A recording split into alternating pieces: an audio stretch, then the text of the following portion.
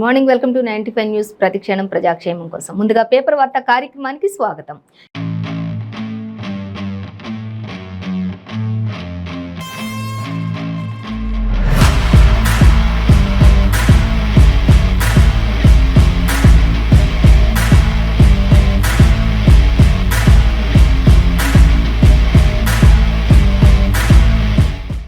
ఈ రోజు మన ముందు ఆంధ్రజ్యోతి, వెలుగు, సాక్షి దినపత్రికలు ఉన్నాయి. మరి ఏ దినపత్రికలో ఈ వార్తలు అనేది మనం మొదటిగా చూసుకున్నట్లయితే ఫస్ట్ వచ్చేసి మనం ఆంధ్రజ్యోతి దినపత్రిక చూసుకున్నాం. ఆంధ్రజ్యోతి దినపత్రిక చూసినట్లయితే మనకి ప్రధానంగా ఇచ్చిన వార్త అంటే హెచ్ఎండిఏ సర్కార్కు ఏటీఎం అనేది ఒక ప్రధాన వార్తగా ఇచ్చారు. సో దానికి సంబంధించి డీటెయిల్స్ చూసుకుందాం. అలాగే మరొక వార్త చూస్తే ఇక ఈ వయసులో ఎంత పెద్ద పనిష్మెంట్ అంటూ మనకి మాజీ ముఖ్యమంత్రి వర్యులు నారా చంద్రబాబు నాయుడు గురించి కూడా మనకి ఇవ్వడం జరుగుతుంది. ఇంత పెద్ద వయసులో మరి తప్పు లేకున్నా కూడా అరెస్ట్ చేశారు, ఎంత పెద్ద పనిష్మెంట్ ఇచ్చారు అంటూ కూడా బాబు ఆవేదన వ్యక్తం చెందుతున్నటువంటి పరిస్థితి. సెంట్రల్ జైల్ రాజమండ్రిలో ఉన్నటువంటి ఆ యొక్క పరిస్థితుల్లో అక్కడ ఉన్నటువంటి స్థితిగతులను చూసి ఆయన బాధపడుతూ ఆవేదన చెందుతున్నటువంటి కొన్ని విషయాలను మనకి ఇక్కడ ఇవ్వడం జరుగుతుంది. సో అలాగే మరొక వార్త చూసినట్లయితే అమల్లో జీవో 111 ఆంక్షలు ఉంటాయి అంటూ కూడా మనకి జీవో 111కు సంబంధించి కూడా మనకి ఇక్కడ ఇవ్వడం జరుగుతుంది. సో దానికి సంబంధించి కూడా డీటెయిల్స్ చూద్దాం. అలాగే ఇక మరొక వార్త చూస్తే 42 సీట్లలో కాంగ్రెస్ అభ్యర్థులు ఖరారు అంటూ కూడా ఇచ్చారు. సో అదైతే పూర్తిగా కన్ఫామ్ కాలేదు అన్నట్లుగా మనకు క్వశ్చన్ మార్క్ అయితే పెట్టేదానికి కన్ఫామ్ చేశారు లేదు అనేది అయితే మనకి క్లియర్గా ఇవ్వలేదు. సో అలాగే రాష్ట్ర రైతు బంధు సమితికి సంబంధించి చైర్మన్గా రాష్ట్ర రైతు బంధు సమితి చైర్మన్గా రాజయ్యను నియమిస్తున్నట్లుగా మంత్రి కేటీఆర్ అలాగే ఇంకా ఇతరత్ర మంత్రులు అందరూ కూడా అక్కడ ఎంతో సంతోషాన్ని వ్యక్తపరుస్తున్నటువంటి పరిస్థితి అక్కడ నెలకొంది. ఇక రాష్ట్ర రైతు బంధు సమితి అధ్యక్షులుగా చైర్మన్గా రాజయ్య ఉండబోతున్నారు ఇక నుంచి అనేది కూడా మనకి ఇక్కడ క్లియర్గా మెన్షన్ చేశారు. అలాగే మరొక వార్త చూసినట్లయితే ఎక్కడి ధాన్యం అక్కడే ఉంది, 900 కోట్లకు స్కెచ్ వేశారు అనేది మనకి ఆంధ్రజ్యోతి దినపత్రికలు ఒకటి ఇచ్చారు. సో అయితే ధాన్యం లోడ్ ఎత్తకుండా మిల్లుల నుంచి కదలకుండా ఎక్కడికక్కడ కాగితాలపై వ్యవహారం నడిపిస్తున్నటువంటి పరిస్థితి, అంటే రాతలకే పరిమితమైంది తప్ప అక్కడెక్కడ కూడా పని జరుగుతున్నటువంటి పరిస్థితి అయితే లేదు అంటూ కూడా 900 కోట్లకు స్కెచ్ చేసినటువంటి మళ్ళీ ఇది ఒక స్కామ్ అనుకోవచ్చు మనం. ఎక్కడ ధాన్యం అక్కడే ఉంచేశారు అనేది కూడా మనకి క్లియర్గా ఇచ్చారు. సో దానికి సంబంధించి కూడా మనం డీటెయిల్స్ అన్ని చూద్దాం. ఇక బీఆర్ఎస్ గుండెల్లో రైళ్లు పరిగెడుతున్నాయి అంటూ కూడా మనకి ఇక్కడ ఒక వార్త. ఇక తమ పథకాలు దేశానికి ఆదర్శం అంటూ ఎన్నాళ్ళు ఆర్భాటం చేసినటువంటి బీఆర్ఎస్ కేవలం ఇప్పుడు బీఆర్ఎస్ గుండెల్లో రైళ్లు పరిగెడుతున్నాయి అంటూ కూడా ఇచ్చారు.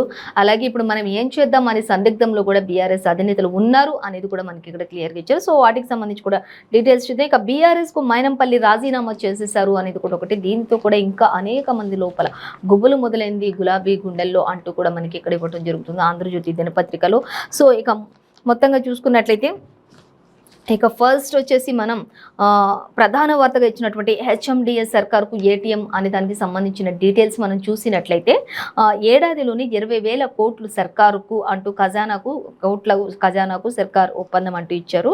ఇక అలాగే ఔటర్ దారాదత్తం ద్వారా మొత్తంగా 7,380 కోట్లు అంటూ కూడా మనకి ఇవ్వడం జరుగుతుంది. భూముల విక్రయించడంతో మొత్తం 12,000 కోట్లు వచ్చాయి అంటూ కూడా ఇచ్చారు. అంటే ఇంకా ఔటర్ రింగ్ రోడ్ దగ్గర కావచ్చు, ఇంకా ఇతరత్ర భూములన్నిటి వల్ల 7,380 కోట్లు. అలాగే భూముల విక్రయంలో ప్రస్తుతానికి ఉన్నటువంటి పరిస్థితి చూస్తే 12,000 కోట్ల వరకు అంటూ ఇచ్చారు. అలాగే ఇంకా మనం చూసినట్లయితే నిజానికి ఫ్లైఓవర్లు, రోడ్లు, అలాగే స్కై చాక్ వంటి వాటికి మౌలిక వసతులకు వెచ్చించాల్సినటువంటి నిధులు, కానీ ఇవన్నీ నిధులను ఉంచకుండా మొత్తంగా వీటికి సంబంధించి సంస్థలను కమిషన్ ఏజెన్సీలుగా మార్చినటువంటి ఏ సంస్థ అయితే ఉంటుందో ఆ సంస్థలన్నింటినీ కూడా కమిషన్స్ ఏజెన్సీలుగా మార్చేసినటువంటి సర్కార్ అంటూ కూడా ఇచ్చింది. ప్రతి సంస్థ నుంచి కూడా ఖచ్చితంగా సర్కార్కి కమిషన్ ఇవ్వాల్సిందే అనేటటువంటి రూల్స్ కూడా మెన్షన్ చేసినట్లుగా ఇచ్చారు. ఇక అలాగే హెచ్ఎండిఏ నిబంధనలకు విరుద్ధంగా నిధులు ఖర్చు చేస్తూ ఉన్నారు అంటూ కూడా మనకి ఇవ్వడం జరుగుతుంది. అలాగే ఇక గతంలో భారీ ప్రాజెక్టులతో ఇమేజ్ పెంచిన సంస్థ 10 ఏళ్లుగా బడ్జెట్ కేటాయింపుల విడుదలకు శూన్యం అంటూ కూడా ఇచ్చారు. మొత్తంగా మనం చూసినట్లయితే ఇంకా మొత్తం ఔటర్ ధారాదత్తం ద్వారానేమో 7,380 కోట్లు, ఇక భూముల విక్రయంతో 12,000 కోట్లు. ఆ నిధులన్నీ కూడా సర్కార్ ఎన్నికల కోసం ఖర్చు చేయడానికి పథకాలు రచిస్తుంది అంటూ కూడా ఇవన్నీ డబ్బులంతా కూడా ఇవంతా కూడా ఈ నిధులన్నీ కూడా మొత్తం సర్కార్ ఎన్నికల మూమెంట్లో ఖర్చు చేయడానికి కేటాయించుకుంటున్నటువంటి పరిస్థితి కొనసాగుతుంది అంటూ ఇచ్చారు. అయితే మనకి మొత్తం డీటెయిల్స్ అయితే ఇవ్వలేదు, కానీ మనకి మెయిన్గా ప్రస్తావించారు ఏడాదిలోని 20,000 కోట్లు ఖజానాకు అంటూ ఇచ్చారు. సో దానికి సంబంధించి 12th పేజ్లో మరిన్ని డీటెయిల్స్ కూడా ఇచ్చారు. మొత్తంగా అయితే ఇంకా ఔటర్ రింగ్ రోడ్లు అవన్నీ అక్కడ ఉన్నటువంటి భూముల ఖజానాలు ఇవన్నీ కూడా నిధులన్నీ కూడా మొత్తం ఒక దగ్గర పెట్టేసి అవన్నీ కూడా ఎన్నికల మూమెంట్లో ఖర్చు చేయడానికి యూజ్ చేస్తున్నారు. అడ్డదారిలో మొత్తంగా కూడా ఇవి లెక్కపత్రం లేకుండా ప్రతి సంస్థ నుంచి కూడా ఏజెన్సీగా మార్చేసి కమిషన్ తీసుకుంటున్నటువంటి సర్కార్ ప్రతి సంస్థ నుంచి కూడా ఖచ్చితంగా ఆ యొక్క సంస్థ ప్రతి ఒక్క సంస్థ కూడా సర్కారుకు ఖచ్చితంగా కమిషన్ చెల్లించాల్సింది అంటూ కూడా మనకి ఇక్కడ ఇవ్వడం జరుగుతుంది. సో దీనికి సంబంధించినటువంటి మరిన్ని డీటెయిల్స్ అయితే మనకి 12th పేజీలో ఇచ్చారు, గమనించవచ్చు. అలాగే ఇక క్రమబద్ధీకరణ కేంద్రం పరిధిలో అంటూ మనకి ఇక్కడ ఒక వార్త ఇచ్చారు. అంగన్వాడీలు వాస్తవాలు గ్రహించాలి అంటూ కూడా అంగన్వాడీలు గత కొన్ని రోజులుగా చేస్తున్నటువంటి రాస్తారోకోలు, ధర్నాలు అవన్నీ కూడా మనకు ఆల్రెడీ తెలుసు. కలెక్టరేట్లను ముట్టడించడం, 26,000 కనీస వేతనం ఇవ్వాలి టీచర్స్ అంటూ కూడా, అలాగే ఆయాలకు 20,000 ఇవ్వాలి అంటూ కూడా వారి డిమాండ్లు పరిష్కరించాలి అంటూ కూడా గత కొద్ది రోజుల నుంచి కూడా వాళ్ళు చేస్తున్నటువంటి డిమాండ్లను పరిష్కరించాలి అంటూ వారు అనేక చోట్ల మరి వారు చేస్తున్నటువంటి అల్లర్లకు అన్నిటికీ కూడా మరి కొంత పోలీసు వారు కూడా ఆగ్రహించడం జరిగింది. ఇంకా అలాగే 3rd డిగ్రీ ప్రయోగించడం కూడా జరిగింది. ఇవన్నిటికీ సంబంధించి కూడా మనకి ఇక్కడ ఒకటైతే చెప్తున్నారు, క్రమబద్ధీకరణ కేంద్రం పరిధిలో ఉంటుంది కాబట్టి అంగన్వాడీలు వాటన్నిటిని వాస్తవాలను గ్రహించాలి అంటూ కూడా చెప్తూ ఉన్నారు. ఇంకా అలాగే వారిని కొందరు తప్పుదారి పట్టిస్తూ ఉన్నారు. మహిళా శిశు సంక్షేమ మంత్రి సత్యవతి రాథోడ్ అనేక విషయాలను వెల్లడిస్తున్నారు. సమ్మె విరమించాలని కూడా పిలుపునిచ్చారు. అవసరమైతే చర్చలు తప్పవని కూడా వెల్లడించినటువంటి పరిస్థితి కొనసాగుతుంది. ఇక ప్రధానంగా మాత్రమే మనకి వార్త ఇచ్చారు. సో మరిన్ని డీటెయిల్స్ కూడా దీనికి సంబంధించి మనకి 2nd పేజీలో ఇచ్చారు. మొత్తంగా అయితే అంగన్వాడీలు కొన్ని వాస్తవాలు అయితే గ్రహించాలి, అవన్నీ కూడా కేంద్రం పరిధిలో ఉంటాయి కాబట్టి మహిళా శిశు సంక్షేమ శాఖ మంత్రి సత్యవతి రాథోడ్ చెప్పారు. అలాగే సమ్మె విరమించాలని కూడా వాళ్ళకి పిలుపునివ్వడం జరిగింది. ఇంకా ఆ తర్వాత మిగతా డీటెయిల్స్ మరి వాళ్ళు సమ్మె విరమిస్తున్నారా లేదా అనేది తెలియాలి. ఎందుకంటే వాళ్ళకి కనీస వేతనం అయితే 26,000 మినిమం ఉండాలి అనేది అయితే వాళ్ళ డిమాండ్. ఇంకా అట్లనే వాళ్ళకి ఈ ఎస్ఐ పిఎఫ్లు ఇవన్నీ కూడా ఉండాలి అంటూ కూడా చెప్తున్నారు. అలాగే బీమా కూడా ఉండాలి, 10 లక్షల బీమా కూడా ఉండాలి అంటూ కూడా చెప్పడం జరుగుతుంది. సో వాటన్నిటికీ సంబంధించి మరి అవన్నీ ఒప్పుకుంటున్నారా లేదా అనేది మొత్తం కూడా మనకి క్లియర్గా అయితే 2nd పేజీలో ఇచ్చారు, గమనించాలి. అలాగే ఇక మొత్తం అవసరమైతే మాత్రం చర్చలు తప్పో ఈ విషయంలో అంటూ వెల్లడించాలి అంటూ కూడా చెప్తూ ఉన్నారు. ఇంకా అలాగే అమల్లోనే జీవో 111 ఆంక్షలు అంటూ కూడా ఇచ్చారు. అమల్లోనే జీవో 111 ఆంక్షలు ఉన్నాయి. కమిటీ నివేదిక వచ్చేదాకా కూడా యథాతథ స్థితి కొనసాగుతుంది అంటూ కూడా ఒక కమిటీ నివేదిక వచ్చేంత వరకు కూడా 111 జీవో అమలు అవుతూనే ఉంటుందంటూ దానికి సంబంధించిన ఆంక్షలు కూడా అలాగే కొనసాగుతాయి అంటూ ఇచ్చారు. ఇక హైకోర్టుకు వెల్లడించిన రాష్ట్ర ప్రభుత్వం అంటూ ఇచ్చారు. ఇక సర్కార్ నిర్మాణాలను ప్రోత్సహిస్తోంది, సర్కార్ కొన్ని నిర్మాణాలను కూడా ప్రోత్సహిస్తోంది అంటూ కూడా మనకి ఇవ్వడం జరుగుతుంది. ఇక నివేదిక వచ్చే వరకు కూడా జీవోను కఠినంగా అమలు చేయండి అంటూ కూడా పిటిషనర్లు కూడా చెప్తున్నటువంటి పరిస్థితి, పిటిషనర్లు కూడా వేసినటువంటి పరిస్థితి అంటూ కూడా మనకి ఇవ్వడం జరుగుతుంది.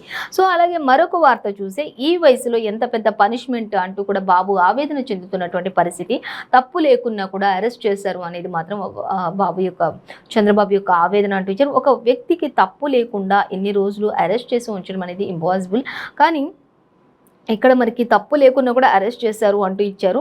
ఇక బాబు ఇంతటి ఆవేదన చెందుతున్నారు అంటూ కూడా ఇచ్చారు. ఇంకా ఏం చెప్తున్నారు అనేది మనం చూసినట్లయితే, అన్యాయంగా అరెస్ట్ చేసి వేధిస్తున్నారు, చేయని తప్పుకు జైలుకు పంపించారు అంటూ కూడా చంద్రబాబు ఎంతో ఆవేదన వ్యక్తం చేస్తున్నారు.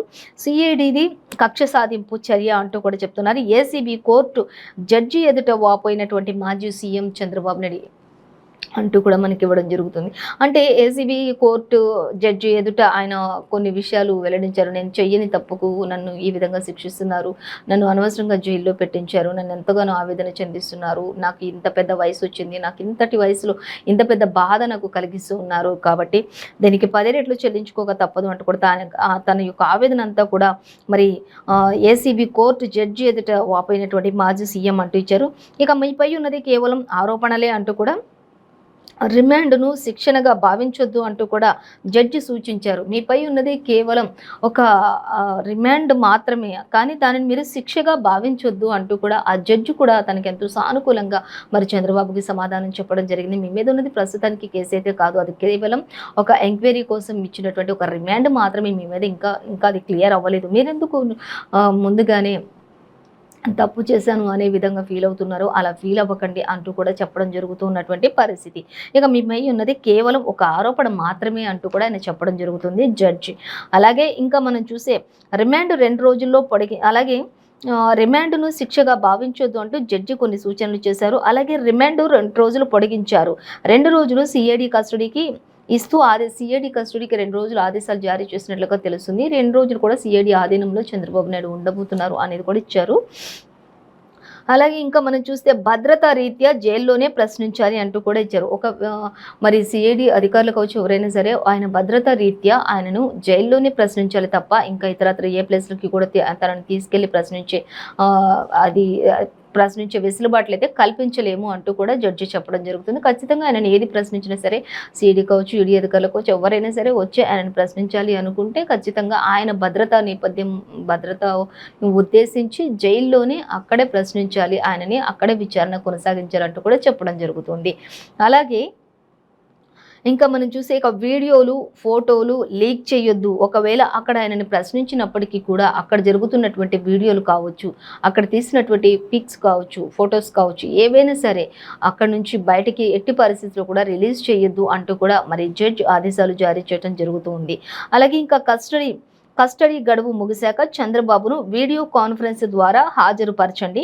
ఏసీబీ కోర్టు న్యాయమూర్తి ఈ విధమైనటువంటి ఆదేశాలు జారీ చేశారు.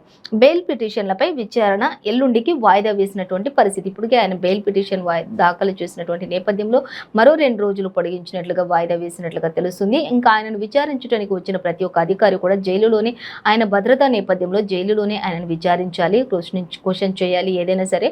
కానీ వీడియోస్ కానీ ఫొటోస్ కానీ ఏది కూడా ఎట్టి పరిస్థితుల్లో కూడా బయట వెళ్లకుండా జాగ్రత్త పడాలి. అలాగే అవన్నీ అయిన తర్వాత వీడియో కాన్ఫరెన్స్ ద్వారా కూడా ఆయన మాట్లాడాల్సిన అవసరం ఉంటుంది అంటూ కూడా క్లియర్గా మెన్షన్ చేశారు. అలాగే ఇక ఏసీబీ కోర్టు న్యాయమూర్తి అనేక ఆదేశాలు జారీ చేశారు అంటూ కూడా మనకి ఇవ్వడం జరుగుతుంది. మరొక వార్త చూస్తే క్యాష్ పిటిషన్ కొట్టివేత అనేది కూడా మనకి ఇక్కడ ఇవ్వడం జరుగుతుంది.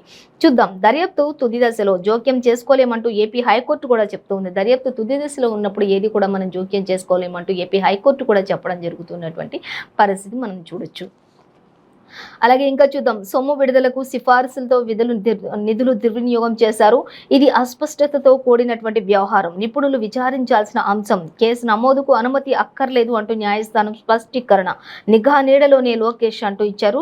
ఢిల్లీలో ఏపీ పోలీసు బృందాలు యువనేత కదలికలపై కన్ను వేశారు, నజర్ అంటూ మనకి ఇక్కడ ఇచ్చారు. ఇంకా ఆయనపై ఒక నజర్ ఉంచారు అంటూ కూడా చెప్తున్నారు. ఇంకా యువనేత నారా లోకేష్ అక్కడ ఢిల్లీలో ఉన్నారు కాబట్టి ఆయనపై ఒక కన్ను వేసి ఉంచారు అధికారులు అంటూ కూడా మనకి ఇక్కడ క్లియర్గా మెన్షన్ చేశారు. సో అలాగే మరొక వార్త మనం చూసినట్లయితే ఇక 42 సీట్లలో కాంగ్రెస్ అభ్యర్థులు ఖరారు అంటూ మనకి ఇవ్వడం జరుగుతుంది. సో దానికి సంబంధించి చూస్తే నేడు కేంద్ర ఎన్నికల కమిటీకి పేర్లు సమర్పించే అవకాశం కూడా ఉంటుంది అంటూ కూడా ఇచ్చారు. అలాగే ఈ వారంలోనే తొలి జాబితా విడుదల చేశారు. వాడివేడిగా స్క్రీనింగ్ కమిటీ భేటీ కానుంది అంటూ కూడా ఇచ్చారు. ఇక అలాగే రేవంత్ ఉత్తమ్ల మధ్య సంచారం అంటూ కూడా మనకి ఇవ్వడం జరుగుతుంది. ఇక అలాగే వాళ్ళిద్దరి మధ్యలో కొంత సంవాదం కూడా జరుగుతున్నటువంటి పరిస్థితి కూడా కనిపిస్తుంది అంటూ కూడా మనకి ఇవ్వడం జరుగుతుంది. సో అలాగే మరొక వార్త చూస్తే రాష్ట్ర రైతు బంధు సమితి చైర్మన్ గా రాజయ్య నియమితులయ్యారు అనేది కూడా మనకి ఇక్కడ ఆంధ్రజ్యోతి దినపత్రికలు ఇచ్చారు. టీఎస్ఆర్టీసీ బాధ్యతలు ముత్తిరెడ్డికి, అలాగే ఇద్దరిని బుజ్జగించిన మంత్రి కేటీఆర్. ఇక జనగామ అభ్యర్థిగా పల్లాకు లైన్ క్లియర్ అంటూ కూడా మనకి ఇవ్వడం జరుగుతుంది. అలాగే శ్రీహరి గెలుపునకు సహకరిస్తా అంటూ రాజయ్య కూడా మాట్లాడినటువంటి పరిస్థితి కనిపిస్తుంది. సో ఎంతో సంతోషాన్ని అయితే ఇక్కడ వ్యక్తపరుస్తున్నటువంటి పరిస్థితి మనం గమనించవచ్చు. అలాగే ఇక ఎక్కడి ధాన్యం అక్కడే ఉంచి 900 కోట్లకు స్కెచ్ అనేది మనకి ఇక్కడ ఒక వార్త అయితే ఇచ్చారు. చూద్దాం. ధాన్యం లోడ్ ఎత్తకుండానే మిల్లుల నుంచి కదలకుండా కాగితాలపై వ్యవహారం, కోట్లు పంచుకోవడం లక్ష్యం. ఇదే లక్ష్యంగా ముందుకు సాగుతున్నటువంటి సర్కార్. ధాన్యం టెండర్ల వెనుక అసలు ప్లాన్ కూడా ఇదే. 900 కోట్ల రూపాయలకి స్కెచ్ అంటూ కూడా మనకి ఇక్కడ ఇచ్చారు.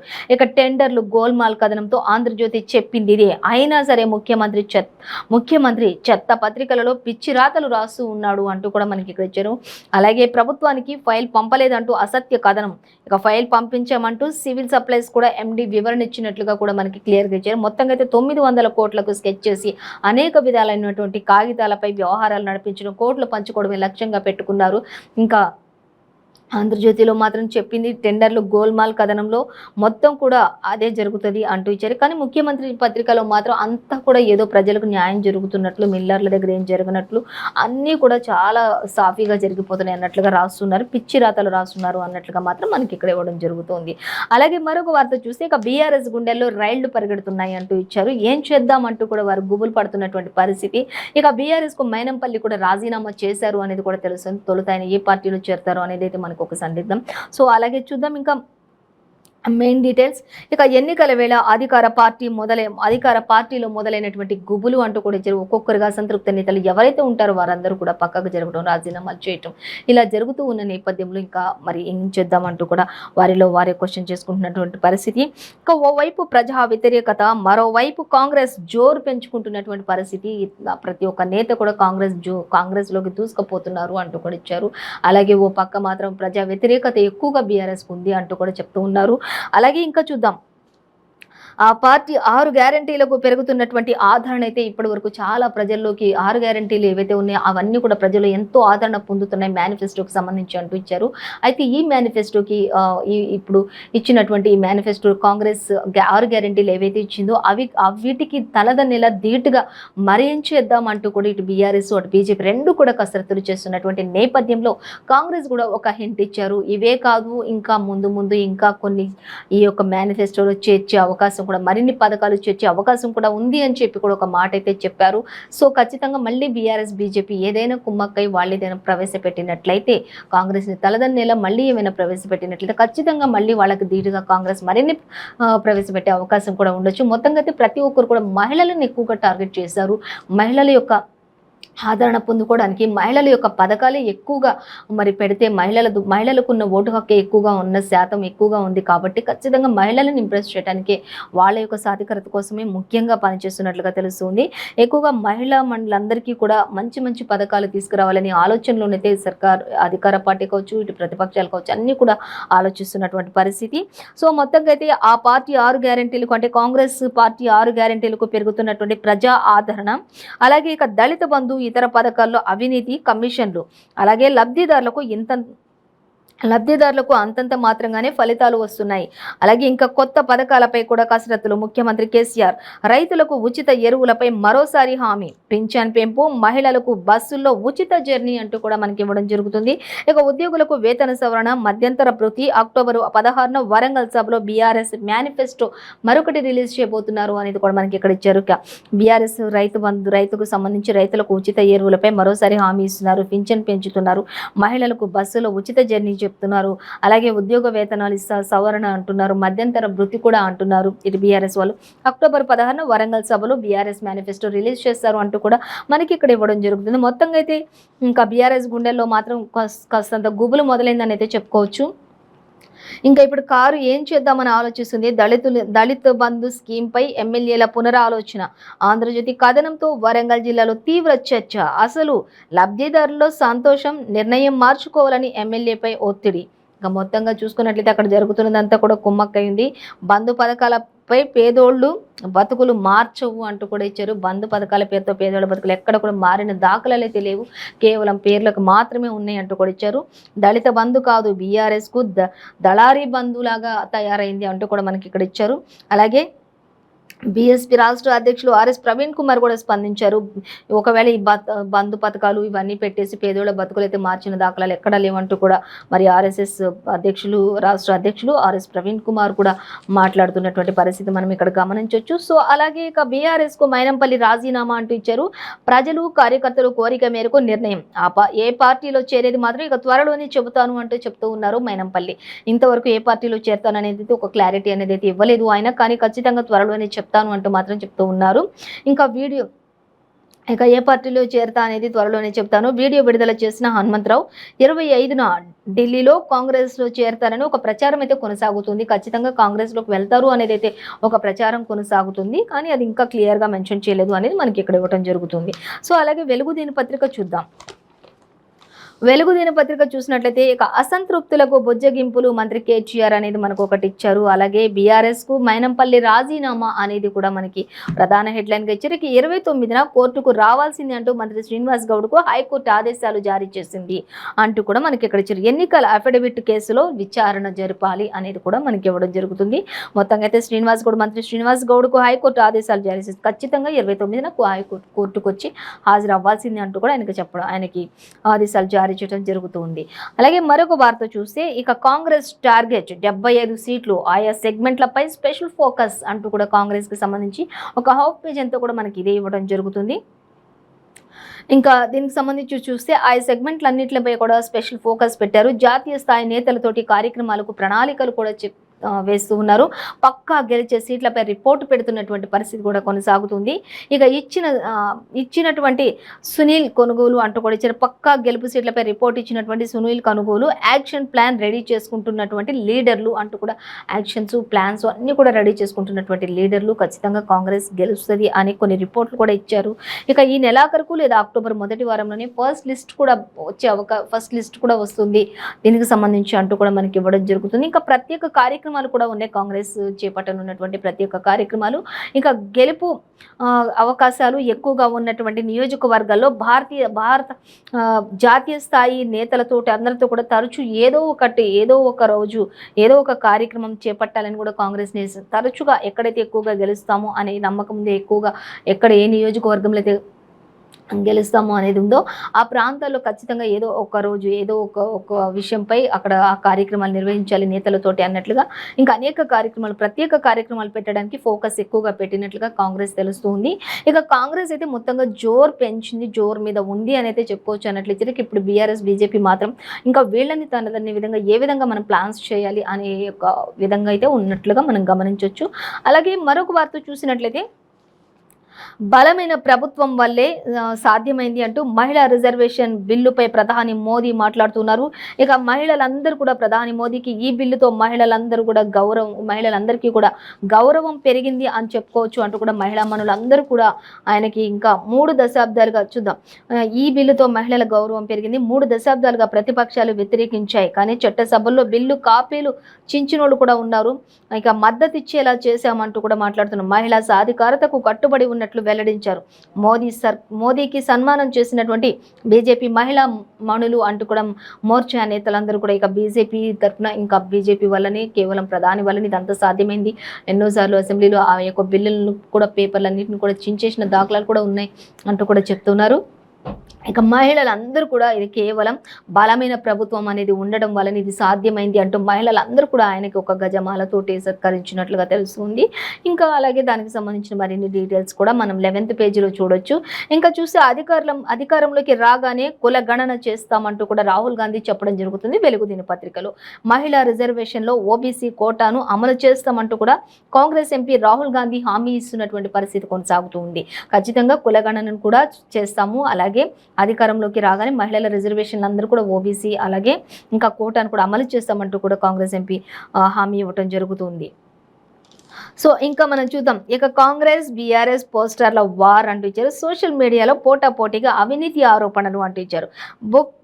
బుక్ మై సీఎం పేరుతోటి కాంగ్రెస్ క్యాంపెయిన్, కాంగ్రెస్ పేరుతోటి బీఆర్ఎస్ కౌంటర్, ఇంకా కాంగ్రెస్ పేరుతోటి స్కామ్ గ్రేస్ అని పెట్టారు. ఇంకా దీంతో ఇక బీఆర్ఎస్ ఇక బుక్ మై సీఎం అంటూనేమో కాంగ్రెస్ వాళ్ళు పెట్టారు. కాబట్టి రెండింటివి కూడా వార్ జరుగుతుంది. ఇంకా కాంగ్రెస్ బీఆర్ఎస్ పోస్టర్లో వార్ అని చెప్పుకోవచ్చు ఇది. సో రెండింటికి స్కామ్ గ్రేస్ అంటూ కాంగ్రెస్ కాదు ఇది స్కామ్ గ్రేస్ అంటూ పెట్టారు. ఇటేమో బీఆర్ఎస్నేమో బుక్ మై సీఎం అంటూ పెట్టడం జరుగుతుంది. సో ఈ రెండింటి మధ్యలో మాత్రం మొత్తంగా 2 పార్టీల మధ్య వాగ్వాదం జరుగుతూ ఉంది అంటూ మనకి ఇవ్వడం జరుగుతుంది. మరిన్ని డీటెయిల్స్ మనం 2nd పేజీలో చూడొచ్చు. అలాగే ఇక సిఐడి కస్టడీకి చంద్రబాబు అంటూ మనకి ఇవ్వడం జరుగుతుంది. నేడు రేపు రాజమండ్రి సెంట్రల్ జైల్లో విచారణ కొనసాగుతుంది. ఆయన భద్రతా నేపథ్యంలోనే ఆయనను ఎక్కడికి కూడా తీసుకెళ్లకుండా జైల్లోనే విచారించాలి అనేది మనకి ఇంతకు ముందు పేపర్లో కూడా చూసుకున్నాం. అలాగే సేమ్ యాజ్ టీజ్గా మనకి వెలుగు దినపత్రికలు కూడా ఇచ్చారు. అలాగే ఇంకా ఖచ్చితంగా సెంట్రల్ జైల్లోనే విచారణ జరపాలి అంటూ అనుమతినిచ్చినటువంటి ఏసీబీ కోర్టు జడ్జి తీర్పు అంటూ కూడా మనకి ఇవ్వడం జరుగుతుంది. ఇంకా ఏపీ స్కిల్ డెవలప్మెంట్ స్కామ్ కేసులోని మాజీ సీఎం చంద్రబాబుపై ఏపీ హైకోర్టులో చుక్కెదురైంది అంటూ కూడా ఇచ్చారు. సిఐడి నమోదు చేసినటువంటి ఎఫ్ఐఆర్ రిమాండ్ ఆర్డర్స్ను కొట్టివేయాలని చెప్పి కూడా ఆయన దాఖలు చేసినటువంటి పిటిషన్లను కూడా హైకోర్టు శుక్రవారం డిస్మిస్ చేసేసింది అంటూ కూడా ఇచ్చారు. ఇంకా ఆయన వేసుకున్న పిటిషన్లకి కూడా 2 రోజులు వాయిదా వేశారు అంటూ కూడా తెలుస్తుంది. ఇంకా ప్రెసిడెంట్ ఆయన నాకు ఎన్ని కష్టాలు వచ్చాయి, నాకు ఈ వయసులో ఎంత బాధ పెడుతున్నారు, నేను చెయ్యని తప్పుకు చెయ్యని నేరానికి నన్ను ఎందుకు ఇంతగా శిక్షించారు, ఇలా జైల్లో ఎందుకు పెట్టించారు, నేను తప్పు చేయలేదు అంటూ చెప్తున్నప్పుడు అక్కడ ఉన్నటువంటి జడ్జెస్ కూడా చెప్తూ ఉన్నది ఒకటి, మీరు తప్పు చేశారని కాదు, జస్ట్ ఇది మీకు రిమాండ్ మాత్రమే. మిమ్మల్ని కేవలం ఒక మీ మీద ఉన్నది ఆరోపణలు మాత్రమే, అవి రుజువు చేసుకోవడానికి మిమ్మల్ని ఇక్కడ ఉంచారు. ఇంకా మీరు తప్పు చేశాను డైరెక్ట్‌గా అనుకుంటున్నారు, కానీ ఇంకా అలాంటిది ఏం జరగలేదు. జస్ట్ మీరు రిమాండ్‌లో ఉన్నారు అంతే అని కూడా చెప్పడం జరుగుతూ ఉన్నటువంటి పరిస్థితి. అలాగే ఇక అసంతృప్తులకు బుజ్జగింపులు అంటూ ఇంకా నేతలతో సమావేశమైతున్నటువంటి అలాగే కేసీఆర్ అంటూ కూడా మనకి ఇవ్వడం జరుగుతుంది. ఇక అసంతృప్తి నేతలకు ఎవరైతే ఉంటారో పార్టీలో వాళ్ళందరినీ కూడా బుజ్జగిస్తున్నటువంటి పరిస్థితి కొనసాగుతుంది. ఇప్పుడు కేటీఆర్ అయితే అందరి దగ్గరికి వెళ్ళి ఇంకా ఎవరు అసంతృప్తిగా ఉండొద్దు అంటూ కూడా జనగామ టికెట్ని అయితే పల్లాకు ఇచ్చినట్లుగా తెలుస్తుంది అనేది మనకి క్లియర్గా మెన్షన్ చేశారు. ఇక కడియం రాజయ్య మధ్య కుదిర్చినటువంటి సయోధ్య, రాజయ్యకు రైతు బంధు సమితి చైర్మన్ పదవిని అప్పచెప్పారు. అలాగే ఎమ్మెల్సీ పల్లా ఎమ్మెల్యే ముత్తిరెడ్డితోనూ భేటీ, ముత్తిరెడ్డికి ఆర్టీసీ చైర్మన్ పదవి ఇచ్చే అవకాశం, ఇక మల్కాజ్గిరికి త్వరలో కొత్త అభ్యర్థి ఎంపిక అంటూ కూడా మనకి క్లియర్గా మెన్షన్ చేయడం జరుగుతుంది. సో మనం ఈరోజు ఏ పేపర్లో చూసినా కూడా మనకి మొత్తంగా అయితే ఇటు మైనంపల్లి రాజీనామా చేసేసారు, త్వరలోనే కాంగ్రెస్లో చేరతారనేది ఒక విషయం. అలాగే ఇక కాంగ్రెస్ మాత్రం మొత్తం టార్గెట్లు 75 సీట్ల టార్గెట్ చేసుకుంది. ఆయా సెగ్మెంట్లపై స్పెషల్ ఫోకస్ కూడా పెట్టారు. ఇంకా అనేక ప్రత్యేక కార్యక్రమాలను కూడా ఎక్కువగా గెలుస్తామనే నమ్మకం ఉన్నటువంటి నియోజకవర్గాల్లో కూడా ప్రత్యేక కార్యక్రమాలు ఏర్పాటు చేయడానికి కూడా మరి చేస్తూ ఉన్నారు. అలాగే ఇక బీఆర్ఎస్ గుండెల్లో మాత్రం రైళ్లు పరిగెడుతున్నాయి. ఇప్పుడు గుబులు మొదలైంది. ఇప్పుడు ఏం చేద్దాం అనే దిశలో ఉన్నారు అనేది మనకి ఇచ్చారు. ఇక అలాగే ఇంకా 900 కోట్లకు స్కెచ్ చేసి ధాన్యాన్ని కూడా అమ్ముడుపోకుండా చేస్తున్నటువంటి లోడ్లు ఎత్తకుండా చేస్తున్నటువంటి పరిస్థితులు కొనసాగుతున్నాయంటే మనకు ప్రతి పేపర్లో యాజ్ ఇట్ ఈస్గా ఇచ్చారు. సో ఇదండి ఇవాళ పేపర్ వార్త కార్యక్రమం విశేషాలు. మరో పేపర్ వార్త కార్యక్రమంతో మళ్ళీ రేపు కలుసుకుందాం. అంతవరకు చూస్తూనే ఉండండి 95 న్యూస్.